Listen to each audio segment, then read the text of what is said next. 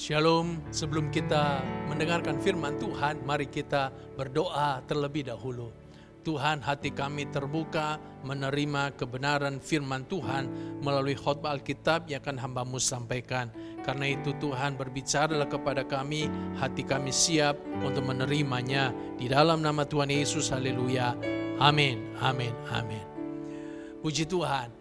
Saudara-saudara, sebelum saya menyampaikan firman Tuhan, saya ingin menyampaikan selamat Hari Raya Imlek kepada Bapak Ibu Saudara yang merayakannya.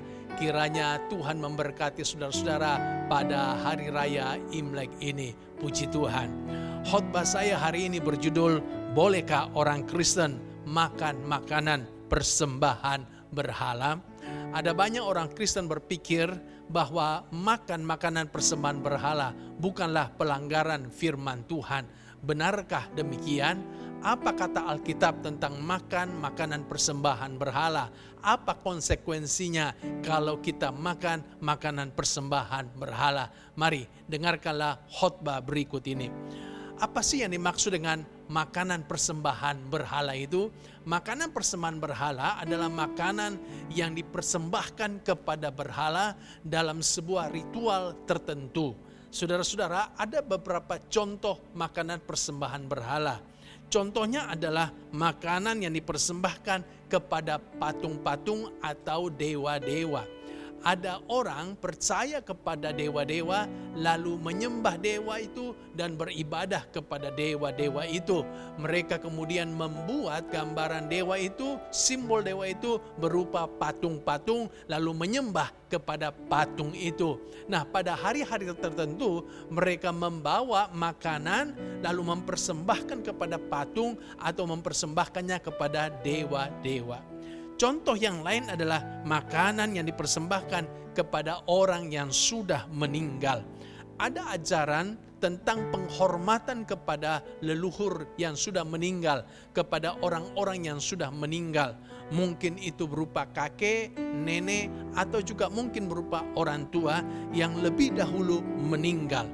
Dan pada hari-hari tertentu mereka pergi ke kuburan orang yang meninggal itu, lalu membawa makanan dan mempersembahkannya kepada orang yang sudah meninggal itu.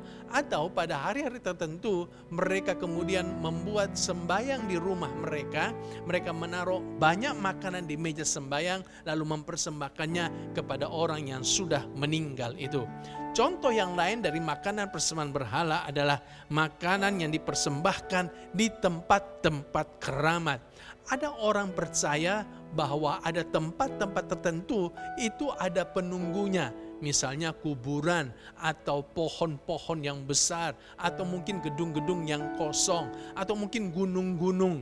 Dan mereka percaya bahwa tempat-tempat keramat itu bisa memberikan rezeki, bisa memberikan keselamatan kepada mereka. Itulah sebabnya mereka kemudian pergi ke tempat-tempat keramat itu dan membawa makanan untuk dipersembahkan kepada penunggu daripada tempat keramat itu. Saudara-saudara, beberapa puluh tahun yang lalu waktu saya masih SMP, SMA, maka setiap sore saya pasti ke lapangan Karebosi. Itu lapangan yang sangat luas sekali di tengah kota Makassar, dan di tengah-tengah lapangan itu ada kuburan. Menurut cerita orang itu adalah kuburan keramat. Entah dari mana sumber cerita itu, tapi ada saja orang yang percaya. Mereka percaya bahwa kuburan keramat itu bisa memberikan rezeki kepada mereka, bisa memberikan keselamatan kepada mereka. Dan setiap sore ada saja orang datang ke kuburan itu lalu membawa persembahan-persembahan. Ada yang bawa makanan, ada yang membawa buah. Nah, kebanyakan mereka membawa adalah binatang, ayam, ya, ayam yang hidup. Dan biasanya setelah mereka mengadakan doa di kuburan itu, lalu kemudian ayam itu dilepas di tengah-tengah lapangan. Saudara-saudara, bayangkan orang yang bermain bola yang tadinya ngejar bola berbalik sekarang ngejar ayam yang sudah dilepaskan itu. Rame jadinya, saudara-saudara. Nah, ini contoh persembahan berhala. Contoh yang lain adalah makanan sesajian dalam sebuah ritual yang ada hubungannya dengan kuasa kegelapan. Ada orang-orang yang ingin minta kekuatan, ingin minta perlindungan, ingin minta kesembuhan, ingin minta berkat dari kuasa kegelapan. Mereka datang ke tempat-tempat tertentu, mereka membawa sesajian berupa makanan, lalu mempersembahkannya kepada kuasa kegelapan. Nah, saudara-saudara yang kasih, itu beberapa contoh dari makanan persembahan berhala. Boleh enggak kita ini makan makanan persembahan berhala? Apa kata Alkitab tentang hal itu? Coba kita baca beberapa ayat. Dalam Kisah Para Rasul pasal 15 ayat 28 sampai 29, firman Tuhan berkata demikian. Sebab adalah keputusan Roh Kudus dan keputusan kami, supaya kepada kamu jangan ditanggungkan lebih banyak beban daripada yang perlu ini. Kamu harus menjauhkan diri dari makanan yang dipersembahkan kepada berhala, dari darah, dari daging binatang yang mati dicekik, dan dari percabulan. Jikalau kamu memelihara diri dari hal-hal ini, kamu berbuat baik. Sekianlah selamat. Ayat yang kita baca ini adalah keputusan sidang para rasul di Yerusalem yang kita kenal dengan Konsili Yerusalem. Ini adalah konsili yang pertama yang terjadi di dunia kekristenan. Pada waktu itu rasul-rasul berkumpul, lalu mereka membahas tentang sebuah masalah, lalu memutuskan, memberikan keputusan atas masalah itu. Nah, saudara-saudara yang hadir di dalam Konsili Yerusalem itu, yang diadakan di Yerusalem kurang lebih tahun 50 Masehi, itu adalah Rasul Petrus, Rasul Yakobus, dan beberapa penatua dari gereja Yerusalem. Juga hadir Paulus, Barnabas, Barsabas, dan Silas. Dan hasil keputusannya itu adalah bahwa jemaat itu tidak harus menjauhkan diri dari makanan yang dipersembahkan kepada berhala, dari darah, dari daging binatang yang mati dicekik, dan dari percabulan. Perhatikan baik-baik, salah satu keputusan itu bahwa jemaat itu tidak boleh makan makanan yang sudah dipersembahkan kepada berhala. Ini keputusan para rasul, dan menurut ayat 28 ini adalah keputusan juga dari Roh Kudus. Artinya Tuhan yang memimpin para rasul mengambil keputusan ini. Nah, coba kita melihat lagi pada Wahyu pasalnya yang kedua ayat 12 sampai 14. Ini adalah teguran dari Tuhan kepada jemaat gereja Pergamus.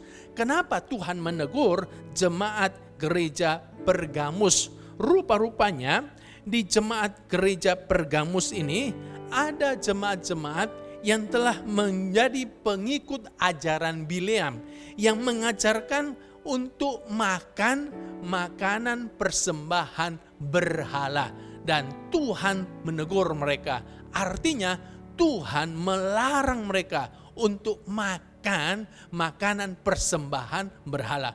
Bukan hanya kepada jemaat Pergamus saja, tetapi di dalam Wahyu pasal 2 ayat 18 sampai 20 Tuhan juga menegur jemaat Tiatira. Kenapa Tuhan menegur jemaat Tiatira? Karena di jemaat gereja Tiatira ini mereka membiarkan pengajar atau nabiah perempuan mengajarkan dan menyesatkan jemaat dan mengajarkan tentang makan persembahan berhala, dan Tuhan menegur mereka. Artinya Tuhan juga sebenarnya melarang jemaat Tiatira untuk makan makanan persembahan berhala.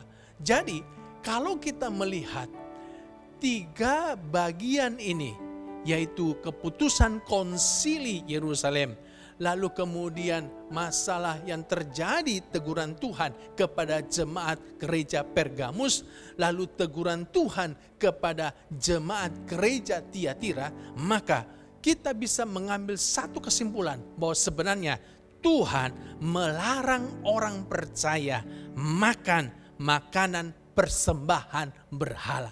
Jadi pertanyaan, bolehkah orang Kristen makan makanan persembahan berhala? Jawabannya sangat tegas, tidak boleh. Lalu apa konsekuensinya kalau kita melanggar perintah Tuhan ini? Apa konsekuensinya kalau kita tetap makan makanan persembahan berhala? Di dalam 1 Korintus pasal 8 ayat 10 sampai 12, Alkitab dengan tegas sekali berkata bahwa mereka yang makan makanan persembahan berhala akan mengalami yang namanya kebinasaan. Kata binasa di dalam ayat ini, dalam bahasa aslinya digunakan kata apolutai. Apolutai itu bisa punya pengertian binasa dalam neraka, atau terhilang, atau terbuang hancur. Dengan kata lain, orang yang makan makanan persembahan berhala, maka dia akan binasa dalam neraka, atau dia akan terhilang dari hadapan Allah, dia akan terbuang dari hadapan Tuhan. Mengerikan sekali, keras sekali hukuman Tuhan. Itulah sebabnya saya berharap saudara jangan makan makanan persembahan berhala. Kalau selama ini saudara sudah makan makanan persembahan berhala, maka mulai hari ini, sejak saudara dengarkan khotbah hari ini, berhentilah untuk makan makanan persembahan berhala. Karena ada konsekuensi yang sangat keras terhadap pelanggaran ini. Mungkin saudara berpikir, loh kok hukumannya begitu keras ya? Ini kan hanya menyangkut masalah makan. Kok sampai begitu keras, sampai binasa dalam neraka? Kenapa bisa demikian? Ternyata ini bukan hanya masalah makanan, ini bukan masalah sepele. Kenapa? Karena ternyata ada kuasa kegelapan di balik semua itu. Itulah sebabnya Tuhan berkata demikian dalam 1 Korintus pasal 10 ayat 19 sampai 20. Tuhan bilang demikian, apakah yang kumaksudkan dengan perkataan itu? Bahwa persembahan berhala adalah sesuatu, atau bahwa berhala adalah sesuatu? Bukan. Apa yang kumaksudkan ialah bahwa persembahan mereka adalah persembahan kepada roh-roh jahat, bukan kepada Allah. Dan aku tidak mau bahwa kamu bersekutu dengan roh-roh jahat. Ternyata Alkitab menyatakan bahwa ketika mempersembahkan makanan kepada berhala, sesungguhnya itu adalah sebuah persembahan kepada roh-roh jahat. Itulah sebabnya waktu kita makan makanan yang sudah dipersembahkan kepada roh-roh jahat, maka sesungguhnya kita sudah bersekutu dengan roh jahat. Dan Tuhan tidak mau kita bersekutu dengan roh jahat. Itulah sebabnya Tuhan memberikan larangan yang sangat tegas ini. Sebab kalau kita bersekutu dengan roh jahat, berarti kita tidak bisa bersekutu dengan Tuhan. Dan saudara-saudara, ini alasannya kenapa sampai begitu keras konsekuensi yang diterima bagi pelanggaran makanan berhala ini. Mari kita coba melihat, saudaraku, kasus makanan berhala yang terjadi di gereja Korintus pada waktu itu. Dan dari kasus gereja Korintus ini, kita bisa mengambil pelajaran-pelajaran yang indah untuk kita bisa aplikasikan, terapkan dalam kehidupan beriman kita untuk orang Kristen pada akhir zaman. Sebelumnya saudaraku, saya perlu sampaikan kepada saudara-saudara latar belakang dari jemaat gereja Korintus. Ternyata umumnya jemaat gereja Korintus ini, mereka memiliki latar belakang sebagai penyembah berhala. Jadi sebelum mereka percaya kepada Tuhan Yesus, mereka itu adalah penyembah berhala. Nah saudara, lalu kemudian Paulus datang ke kota Korintus mengabarkan Injil kepada orang-orang Korintus. Dan ada orang Korintus yang kemudian percaya, mereka menerima Yesus sebagai Tuhan dan Juru Selamat, lalu dimuridkan oleh Paulus, dan kemudian Paulus menanam gereja di kota Korintus ini. Lahirlah jemaat gereja kota Korintus ini. Tapi sebelumnya mereka adalah punya latar belakang sebagai penyembah berhala.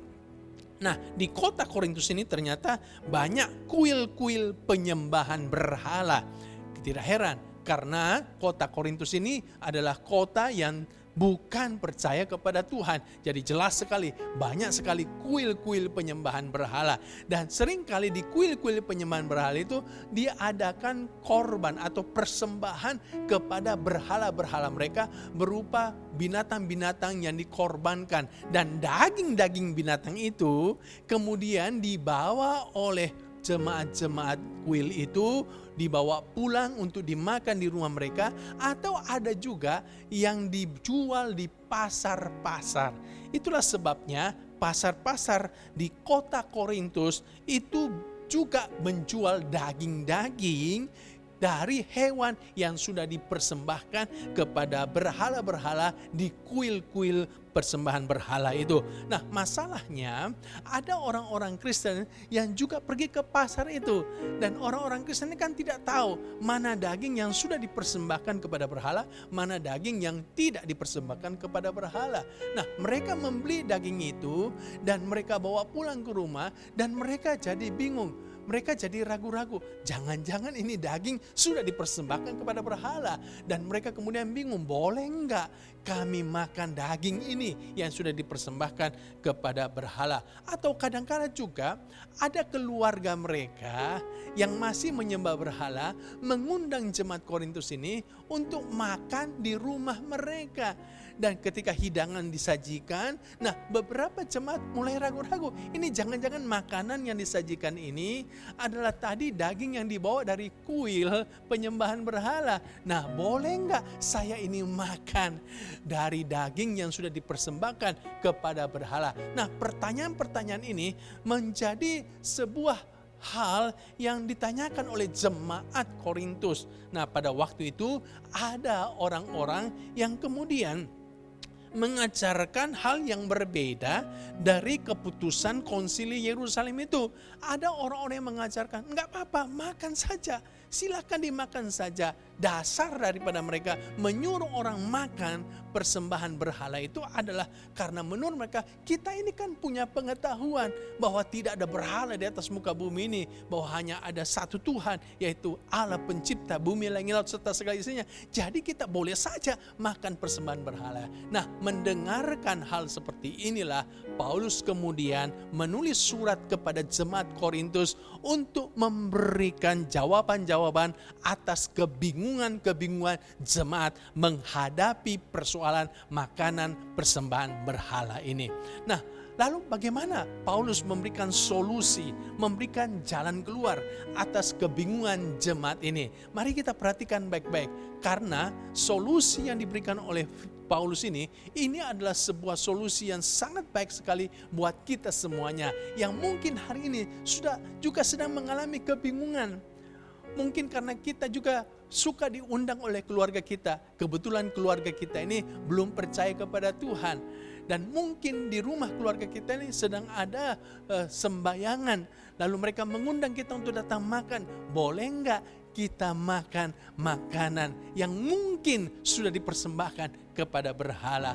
Atau mungkin kita ini tinggal di sebuah kota atau di sebuah daerah di mana di situ terjadi banyak penyembahan berhala. Dan lalu kita pergi ke pasar dan kemungkinan besar makanan-makanan yang dijual di pasar itu adalah makanan yang sudah dipersembahkan kepada berhala. Boleh enggak kita ini makan dari makanan yang kita beli di pasar yang kemungkinan itu sudah dipersembahkan kepada berhala? Nah, pertanyaan-pertanyaan ini tentunya memerlukan jawaban. Mari kita perhatikan bagaimana Paulus dengan hikmat dari Tuhan, dengan pimpinan Roh Kudus memberikan jawaban yang sangat luar biasa sekali. Prinsip Paulus dalam menyelesaikan masalah ini tetap adalah prinsip Alkitab, yaitu bahwa orang percaya tidak boleh makan makanan persembahan berhala. Ini prinsip, ini bingkai Paulus menyelesaikan masalah ini.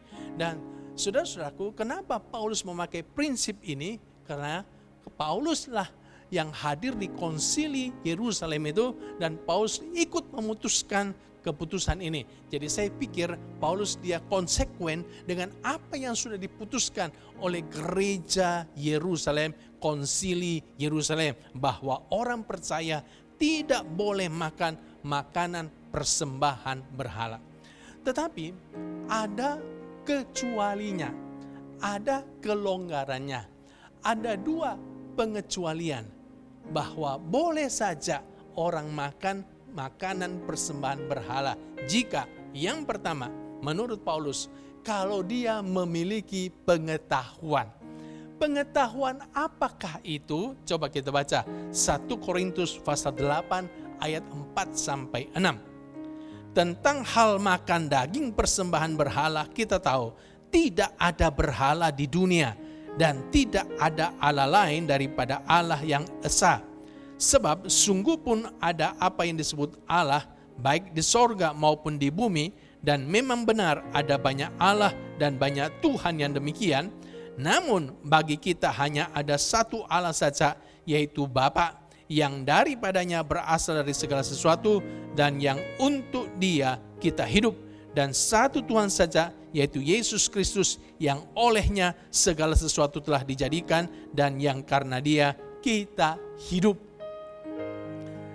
Pengetahuan tentang apa?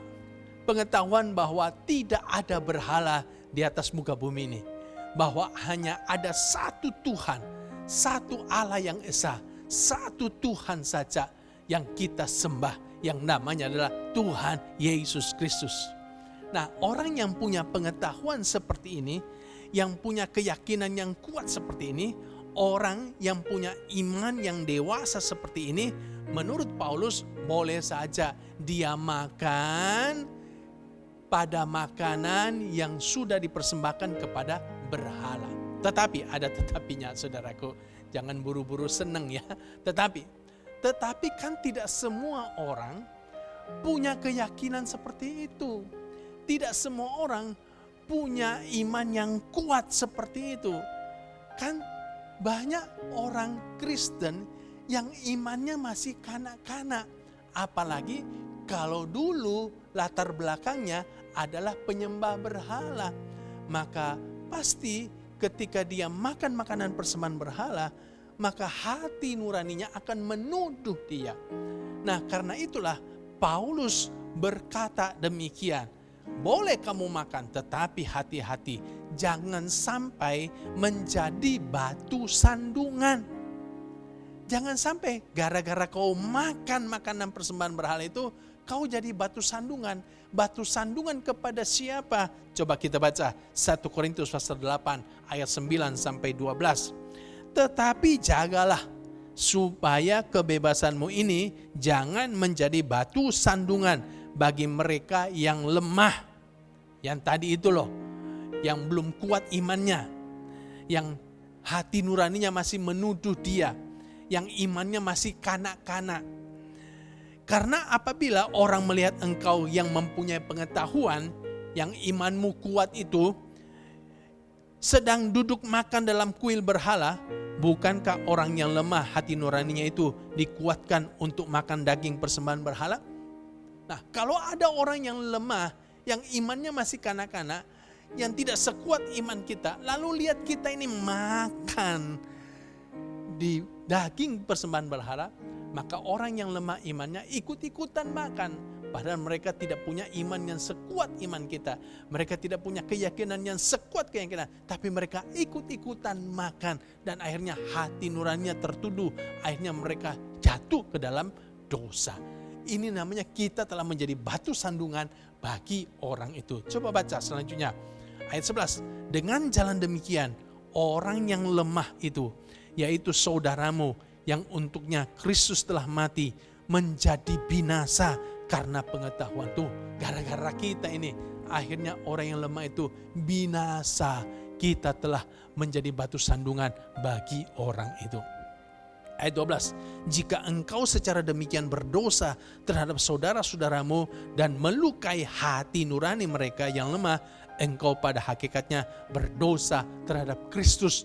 Dan ternyata kalau kita telah menjadi sandungan bagi saudara kita, kita pun akhirnya berdosa terhadap Kristus. Saya mau tanya sama saudara, ada keuntungannya enggak kita makan daging persembahan berhala itu? Untung enggak? Lebih banyak ruginya. Kalau kita perhatikan baik-baik, lebih banyak kerusakannya dibandingkan membangunnya. kalau makan makanan persembahan berhala. Walaupun kita ini punya pengetahuan, walaupun kita yakin tidak ada berhala, walaupun kita yakin hanya ada satu Allah, tapi tetap lebih banyak kerugiannya. Itulah sebabnya Paulus menyimpulkan lebih baik kamu jangan makan makanan persembahan berhala itu. Kenapa? Lebih banyak kerugiannya, lebih banyak kehancurannya. Paulus berkata dalam 1 Korintus pasal 8 ayat 13, karena itu apabila makanan menjadi batu sandungan bagi saudaraku, aku untuk selama-lamanya tidak akan mau makan daging lagi, supaya aku jangan menjadi batu sandungan bagi saudaraku. Kalau gara-gara makan, lalu kemudian aku jadi batu sandungan bagi saudaraku, saudaraku binasa karenanya, Paulus berkata, aku selama-lamanya tidak akan makan daging lagi. Tuh, hebat luar biasa. Aku selama-lamanya tidak akan makan makanan persembahan berhala lagi. Ya, saya kira ini prinsip yang sangat tegas sekali. Memang ada sedikit kelonggaran. Boleh saja kau makan makanan persembahan berhala. Kalau kau punya iman yang kuat, keyakinan yang kuat. Tapi karena lebih banyak kerugiannya, lebih banyak kehancurannya, kau bisa jadi batu sandungan bagi orang. Lebih baik kau jangan makan makanan persembahan berhala. Jadi tetap kita kembali kepada larangan firman Tuhan. Saya percaya kalau Tuhan melarang kita melakukan sesuatu, itu pasti ada manfaatnya. Kalau Tuhan melarang kita melakukan sesuatu, itu pasti membawa berkat buat kita. Ada keuntungannya buat kita kalau kita mentaatinya. Makanya saudaraku, lebih baik kita jangan makan makanan persembahan berhala. Tegas sekali. Paulus berkata, makanan tidak membawa kita lebih dekat kepada Allah. Ya, tidak ada gunanya. Tidak bawa kita lebih dekat. Kita lagi jadi lebih cinta sama Tuhan gara-gara makanan. Tidak. Kita tidak rugi apa-apa kalau tidak kita makan, dan kita tidak untung apa-apa kalau kita makan.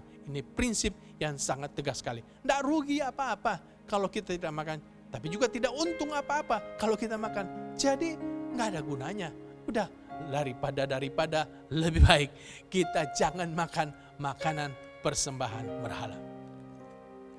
Hal yang kedua, kelonggaran yang kedua adalah kalau kita tidak tahu kalau itu adalah makanan penyembahan berhala. Jadi kalau kita diundang makan di pesta, kita nggak tahu itu makanan persembahan berhala, ya silahkan makan saja. Atau kalau kita pergi ke pasar, kita nggak tahu itu adalah daging persembahan berhala, ya udah silahkan makan saja. Paulus berkata dalam 1 Korintus 10 ayat 25 sampai 27, kamu boleh makan segala sesuatu yang dijual di pasar daging tanpa mengadakan pemeriksaan karena keberatan hati nurani. Ya, kalau pergi ke pasar kan nggak perlu kita tanya sama tukang jualnya, ini daging sudah dipersembahkan berhala nggak? Ini buah sudah dipersembahkan kepada berhala? Kan nggak perlu kan? Ya. Dalam ayat 26, karena bumi serta segala isinya adalah milik Tuhan.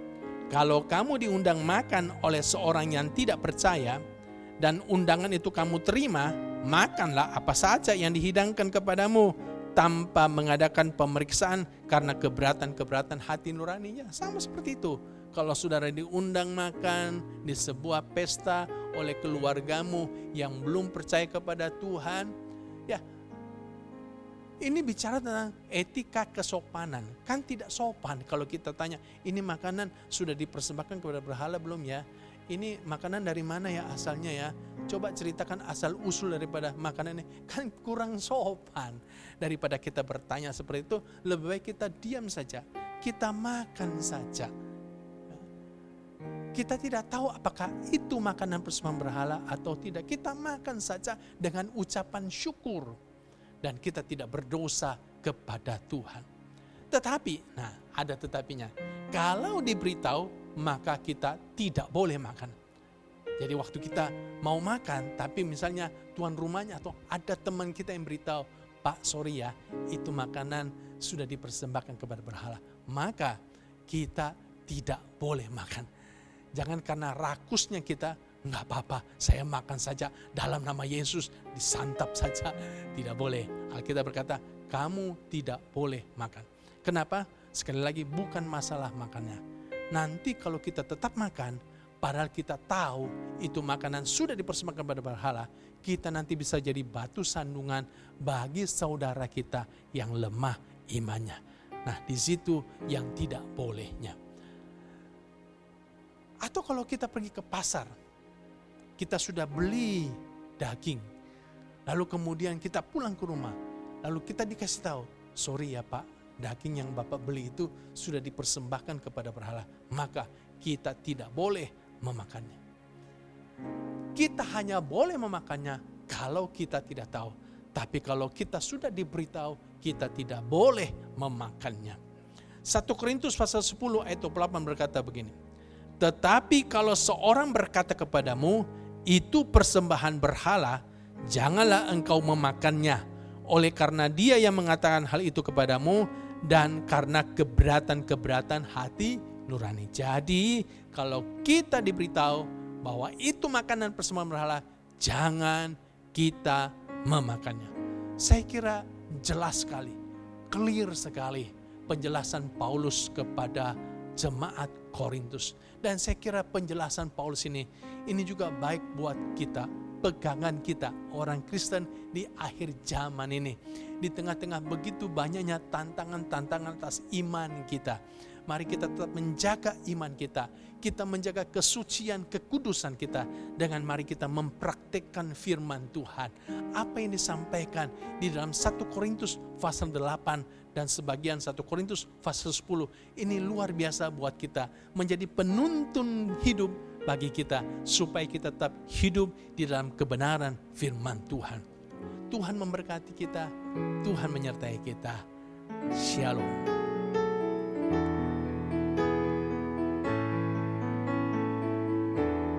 Ku mau selalu bersyukur, selalu bersyukur.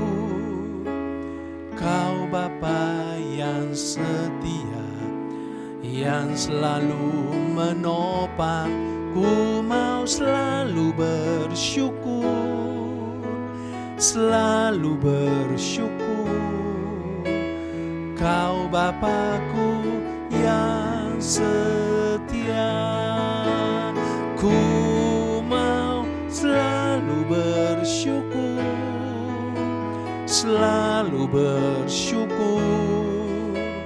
Kau Bapa yang setia, yang selalu menopang.